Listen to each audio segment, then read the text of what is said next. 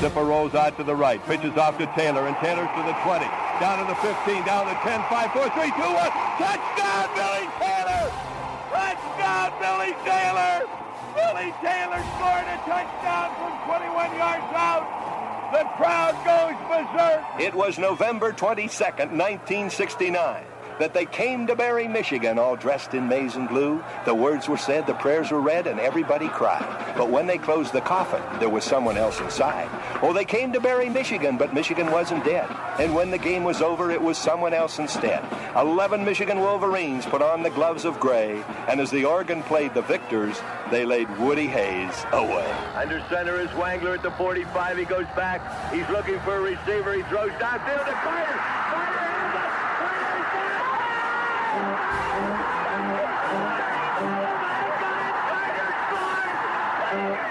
Who's got it better than us? Nobody!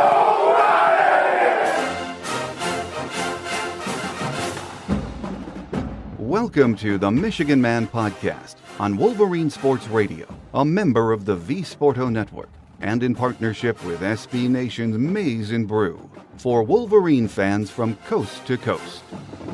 Go Blue, and welcome to our Michigan Game Day show for Michigan State Week. I'm your host, Mike Fitzpatrick. This game is and always has been huge for both teams and their fan bases. It means something to everyone in our state. Jonathan Smith realizes that too.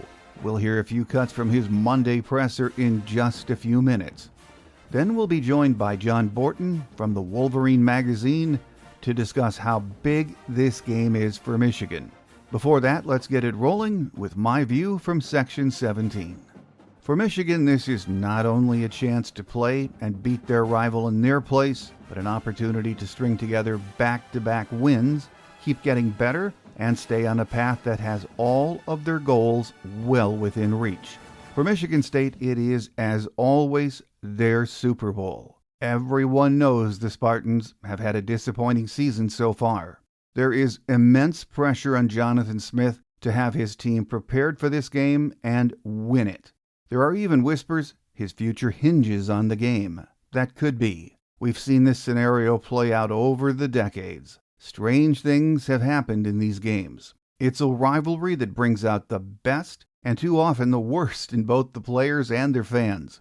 That's why it's on national TV Saturday night. The Spartans need a win. Michigan needs it because it's their rival, and they want to stay in the Big Ten and playoff race. That is a recipe for a tough, physical game between two teams that flat out just don't like each other. It should be fun. Jonathan Smith opened his Monday presser with a few thoughts on what the game means to Michigan State. We all know what this week is. Huge rivalry week, which is great things. Again, one of the best things about college football. This game being the most meaningful game on our schedule.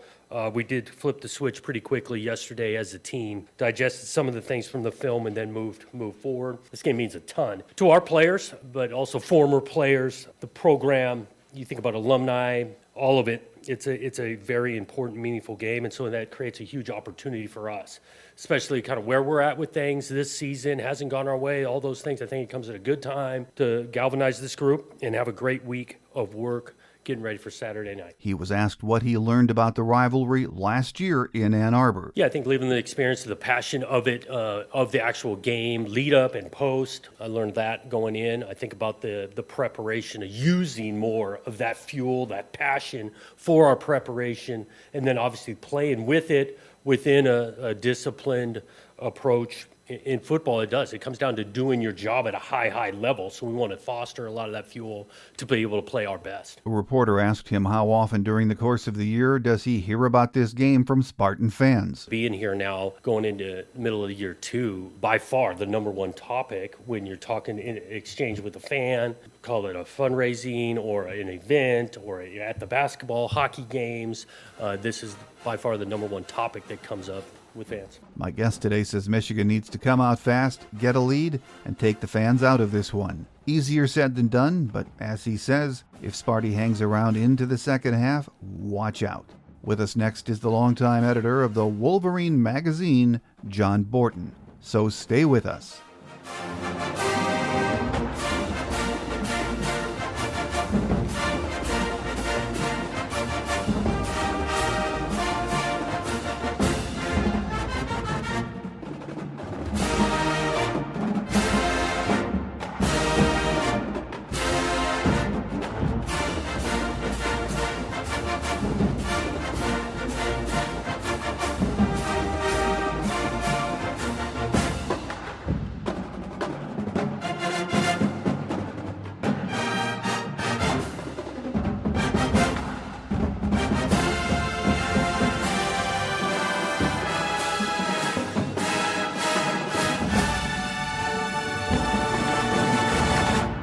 Joining us on our Michigan Game Day segment as we get ready for a Saturday night trip to East Lansing is senior editor John Borton from the Wolverine magazine. Welcome back, John. I appreciate it, Mike. It's good to be with you as always. Well, John, when we messaged last week, we might have to dig out our torches and pitchforks sound effects if Michigan lost Saturday.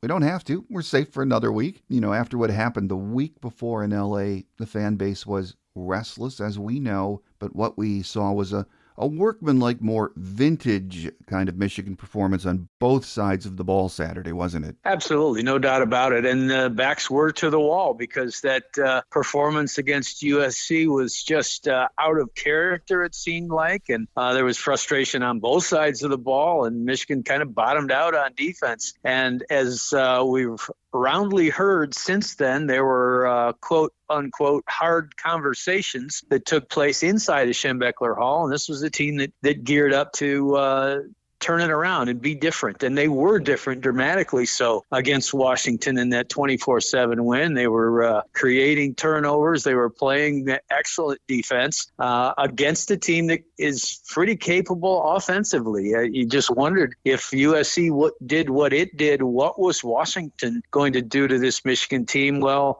the fact of the matter was Damon Williams Jr. and that crew really got handcuffed. And we know about Jed Fish. He is an excellent coach that coached here before, and he's got a good Washington team this year. But Michigan really buckled down and turned it around, which sets up a possible really good run for the Wolverines starting this week at Michigan State. Well, you know, John, after the USC game, maybe even before, I was talking to Michigan fans that, seemed to think the Michigan offense was sort of helter-skelter in its play calling, and I disagreed with that. Even on Saturday, you can see what Chip wants to do, but the execution with a young team, young quarterback, isn't always there consistently. But I think his off-balance play calling has been very good so far. How about you? Oh, I think so, and it certainly was good on Saturday. It didn't always turn out. They had, the dropped ball on fourth down that might have been a touchdown, in that first half. And so they got off to a little slower start, but they certainly were keeping Washington off balance. Defense pitches in and gives them some good field positions, and all of a sudden, it's a different story. And really credit to, you look at, that's a situation where you've got a freshman quarterback and he's operating against another quality team, and all of a sudden he's operating without his starting left tackle, without his two top tight ends, and without his top running back. And yet they were able to get some things done there. And credit to the guys that stepped into those situations. Zach Marshall at tight end coming through with the biggest game of his career. And certainly Jordan Marshall stepping in and up at running back. We know what he can do, but just all around. Blake Frazier coming in and filling in at left tackle. It was just a lot of performances that were very encouraging. They always talk next man up. Well, this was a next man up showcase game for the Wolverines. And as you mentioned, Chip Lindsey was a big part of that, directing the show. You mentioned Jordan Marshall. I really enjoyed watching him on Saturday. And he looked like the guy we saw in the bowl game against Alabama. So if Justice Haynes needs some more time before he's ready to get back to a full go, I think Jordan sent a message that he's a pretty good backup, isn't he? No doubt about it. If your backup can go out and get you 133 yards and, the key touchdown of the game. And Jordan Marshall is a very quality back. He's different than Justice Haynes. He's not necessarily going to hit the hole and run away from the whole crowd. He'll hit the crowd and carry it with him for a ways. Very tough kid, very rugged, does not mind the contact, welcomes it seems like, and but he can break away a little bit and get you some extra yards. So, they're in a good situation there. Justice Haynes, I think, getting better every day. Whether we see him Saturday or not has yet to be determined, but this has been a very good combination of guys, and they root for each other. So good situation there. Another good situation was Jordan had some nice running lanes on Saturday, even after Evan Link went down with his injury. I mean, the O-line looked really good, I thought. And Blake Frazier, you mentioned him, stepping in at left tackle for Link, the next man up thing. He was overall very impressive, wasn't he? No doubt about it. He graded out as high or higher than anybody on that offensive line. And, we talked to one observer who is pretty close to everything and said that the mistakes that he did make were mistakes of aggression, and the coaches never mind that. It's like, okay, if you're going to make a mistake, do it at 110%. And that's what they were getting out of Blake Frazier. And of course, you've seen solid efforts out of Greg Crippen at center, the senior, and just all across. You got Giovanni El Hadi back at that left guard spot. It's been at times patched together offensive line, but they've got guys that are coming on and younger players that are coming along. Yeah, getting a lot of guys rep and things look like they're coming together. And, when Evan Link went down on Saturday, it looked like it would be a serious lower body type of injury. So I think everyone exhaled a sigh of relief Monday when Sharon said he's going to be back sooner than later, or sooner than expected. We really don't know exactly what he injured, though, do we? No, it's lower body type of thing. And I know they were checking him out, and sometimes, those they turn out to be not as extensive. A lot of times it'll be a ligament of some sort that is not as extensive as they thought. And so, very good news that Sharon brought out about Evan Link. Yeah, absolutely. Well, Bryce Underwood, once again, did not look like a freshman for most of the game. 21 of 27 passing, which included 4 more drops, or he could have been 25 of 27. 230 yards passing, 2 touchdowns. He's just getting better before our eyes every week, isn't he? Yeah, I thought that was his best performance all season on Saturday, and you can see the confidence growing. You can see the accuracy and the different types of throws that he can make. And, there's nowhere but up to go for this young man, and it's really good to see. It's had a perfect time for Michigan for him to start to be getting settled in. He's got he can do it with his legs, he can do it with his arm, and as he's starting to make a connection with several different guys. When you've got an Andrew Marsh making a spectacular one-handed catch. We've talked about the drops, but the other side of it is, you got guys that are starting to make some plays, and certainly Marsh's catch was emblematic of that. I mentioned the tight end depth with Zach Marshall and Deacon Tonelli coming through, a couple of younger guys, a couple of guys that we hadn't seen a ton of, but stepped up and did a really nice job in that game. So absolutely, this is you've got a freshman quarterback who has been in a situation where he's had 2 of the tougher road games you're going to see at Oklahoma and at USC. Those were the games, the regular season games that I predicted this team to lose before the season started. And I wasn't shocked that happened. But now you are in a situation where, okay, you really figure you have to win out. And I think you've got a guy behind center that is settled in now and ready to really take it up a level or 2. Yeah, I agree with that. Things are looking up on the offensive side. And over on the defensive side, it seems like the last 2 weeks, USC's and Washington's game plans were get the ball out fast,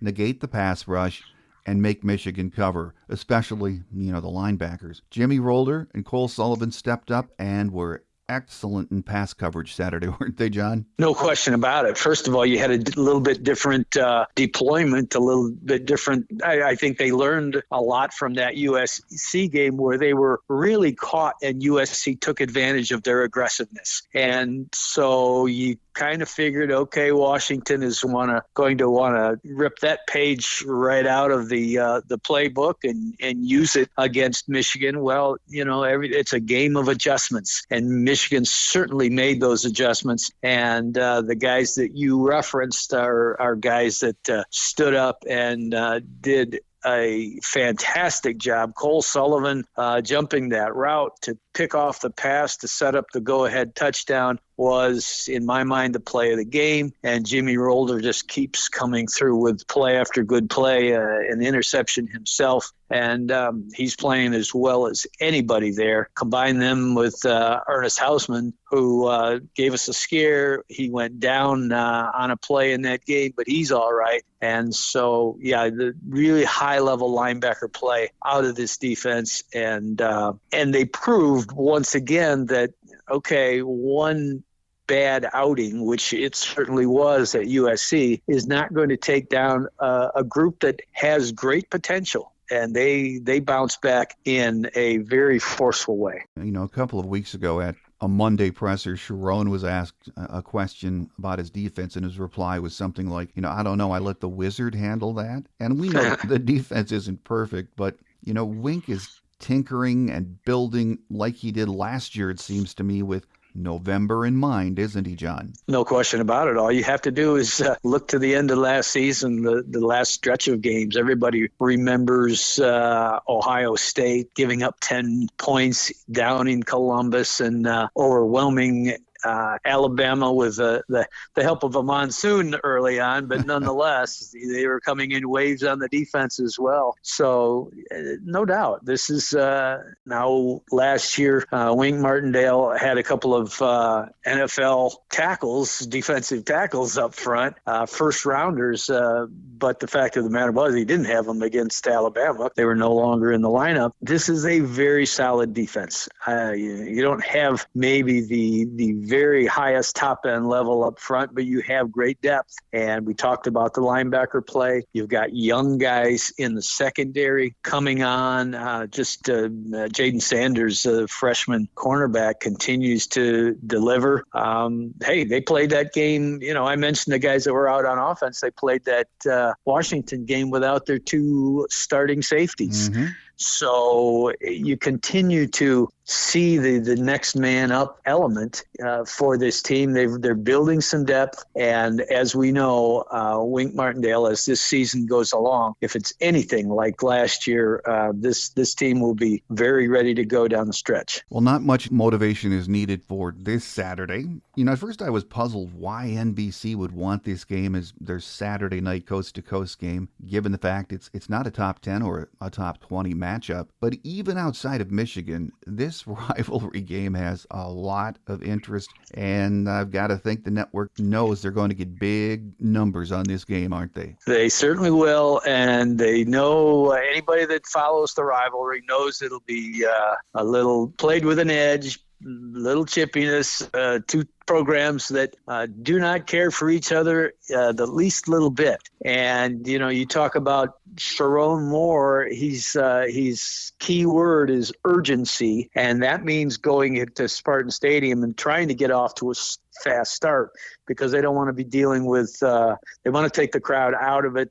They want to place the seed of doubt in Michigan State's mind, and it's certainly they come in with the seed of doubt because they haven't won a Big Ten game yet. But they will have an urgency and desperation all its own, which can lead to all sorts of desperation play. And, we've seen it in this rivalry before, mm-hmm. where Michigan State really gets after it, tries to get that crowd into it, they get things whipped up, get some momentum. So, this game will feature some of the highest intensity of any game you'll see all year, and it does not matter what the numbers are for the records coming into it. No, it doesn't. We've learned that in the decades past, because if you look at the numbers right now, this on paper looks like a mismatch. I mean, Michigan State offensively has been very bad in stretches and then pretty good in stretches.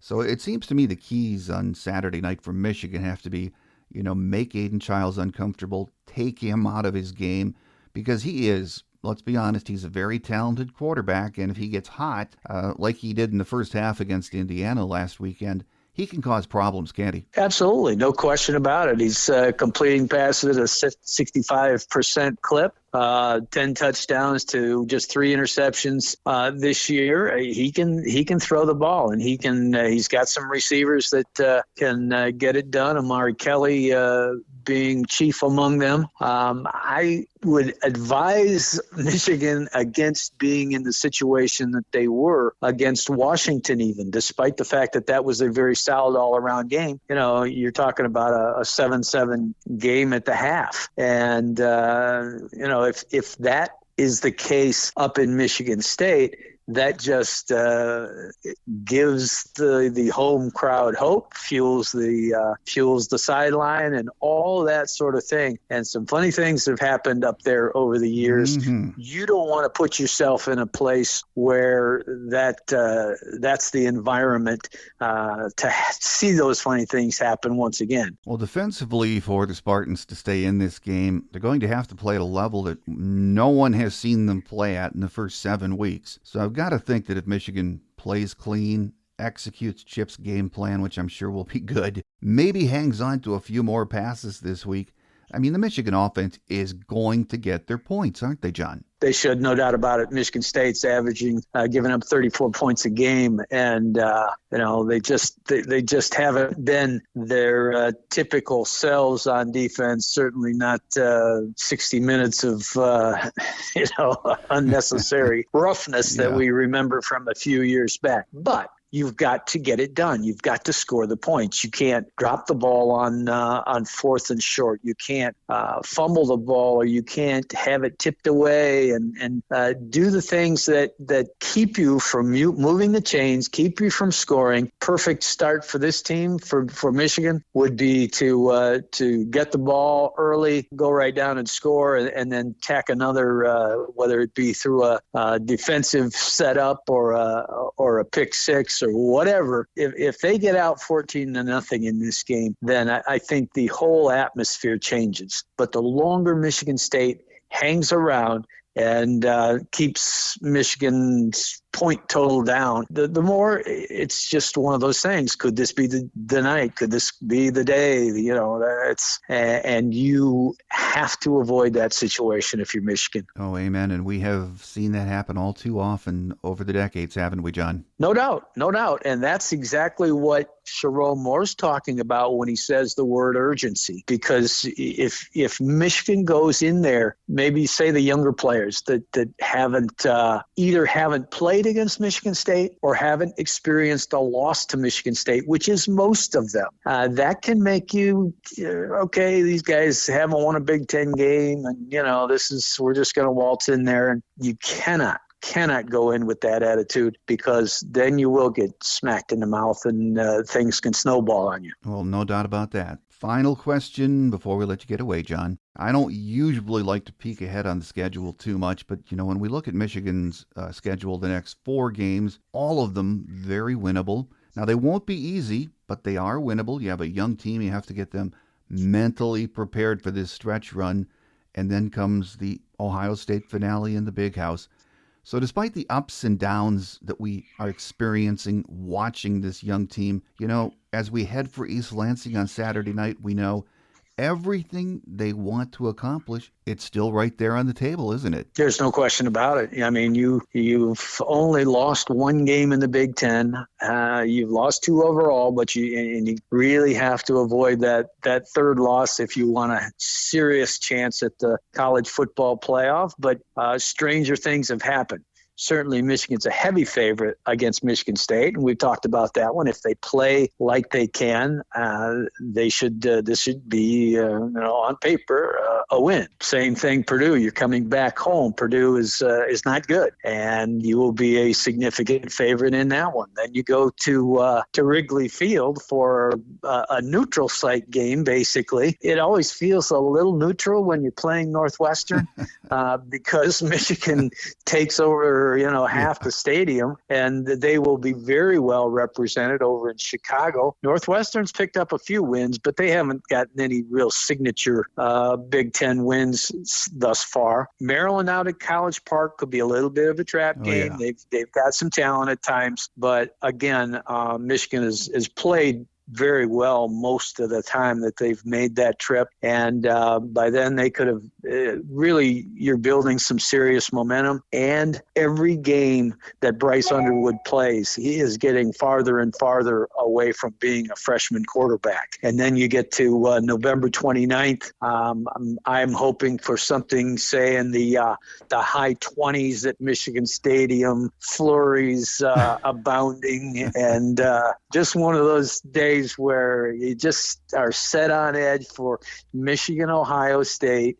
And we all know what can happen. And Michigan will go into that game certainly not fearing the Buckeyes, not especially the guys from last year's roster that went into Ohio Stadium with zero chance to win, according to everyone, and then did what they did. Well, we are all looking forward to that already, but first things first, let's get over to East Lansing on Saturday night. Take care of Sparty. I think it's going to be a lot of fun. So with us today has been senior editor John Borton from the Wolverine magazine. John, always a pleasure having you on the show, and we thank you for being so gracious with your time, and we look forward to another visit soon. Great to be with you, Mike. Enjoyed it.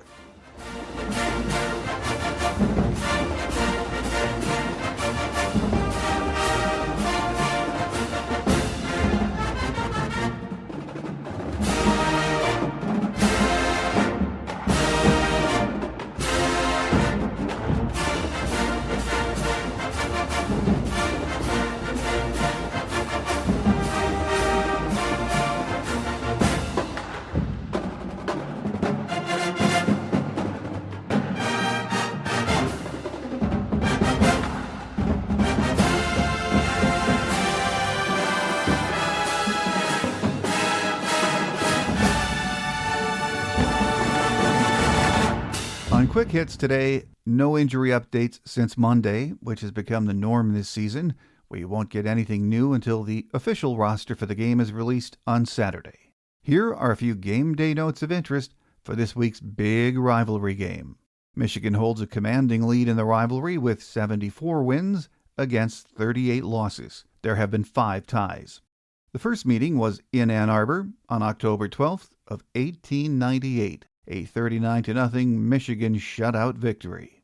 Last year's game was in Ann Arbor on October 26th, a night game that saw us hang on for a 24-17 win. Head coach Jonathan Smith is in his second year as head Spartan. He's 8-11 heading into Saturday's game. His overall record as a head coach is 42-46. Last year, the Spartans finished 5-7 overall, 3-6 in Big Ten action. Their last bowl appearance was in the 2021 Peach Bowl, a 31-21 win over Pitt. The weatherman says it will be a chilly but dry night for football. Temps around 50 at game time, slipping into the low to mid-40s by late evening. Kickoff is scheduled for just after 7:30 p.m. Eastern Time. The game will be televised nationally by NBC. So here we go. A tipping point game for Jonathan Smith and his program. For Michigan, a chance to beat your rival in their place and pick up momentum for the stretch run. It's Michigan versus Michigan State, and that is all you need to say. Expect the unexpected. It should be fun. Next week, we return to the friendly confines of the Big House to entertain Purdue. On Tuesday's Visitors Edition, we hope to have Boilermaker radio play-by-play voice Tim Newton. On Thursday's Michigan Game Day show, our guest will be Trevor McHugh from On3's Maize and Blue Review. So make sure you join us. That does it for another week. I'm your host, Mike Fitzpatrick. Have a great Wolverine weekend, everyone. Think victory beats Sparty. Until we meet again, take care, and as always, go blue. Thanks for joining us today on The Michigan Man, here on Wolverine Sports Radio, a member of the V Sporto Network, and in partnership with SB Nation's Maize and Brew.